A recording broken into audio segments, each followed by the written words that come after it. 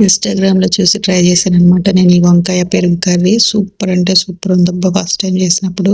ఇది second time అనమాట. ఇలా పెద్ద వంకాయలు తీసుకొని సన్నగా కట్ చేసుకొని, అల్లం వెల్లిగడ్డ, ఉప్పు, కారం, పసుపు, ధనియాల పొడి అన్నీ వేసుకొని, కొంచెం ఆయిల్ వేసుకొని మిక్స్ చేసుకోవాలనమాట.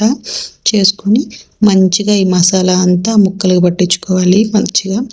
వీటన్నిటిని తర్వాత ఫ్రై చేసుకోవాలనమాట. ఈ కర్రీ నేను ఫస్ట్ టైం తిన్నప్పుడైతే సూపర్ నచ్చిందబ్బా! ఇప్పుడైతే నా ఫేవరెట్ డిష్ అని చెప్పాలి నా కర్రీ ఇది. సెకండ్ టైం కూడా చేసుకొని తిన్నాను అనమాట. చాలా అంటే చాలా బాగుంది ఇది. వన్స్ మీరు ఒక్కసారి ట్రై చేసి చూడండి, మీకు కూడా ఫేవరెట్ అయిపోతుంది. అవి ఫ్రై అవుతున్నప్పుడే ఆ ఫ్లేవర్ అనేది ఎంత బాగా అసలు వాసన వస్తూ ఉంటుంది అనమాట. అప్పుడే నాకు తినాలనిపించింది, అంత మంచిగా ఉంది అది. ఇట్లా పెరుగు తీసుకొని మంచిగా పెరుగు అలా చేసేసుకొని, దాని తర్వాత ఆ వంకాయలు దాంట్లో ఫ్రై అయిన దాంట్లో వేసేసుకుని తర్వాత తాలింపు పెట్టుకొని, ఆ తాలింపు కూడా ఇందులో వేసేసుకోవడం అనమాట. అయిపోతుంది. జస్ట్ ఎంత ఒక 10 మినిట్స్ 15 మినిట్స్ పడుతుంది.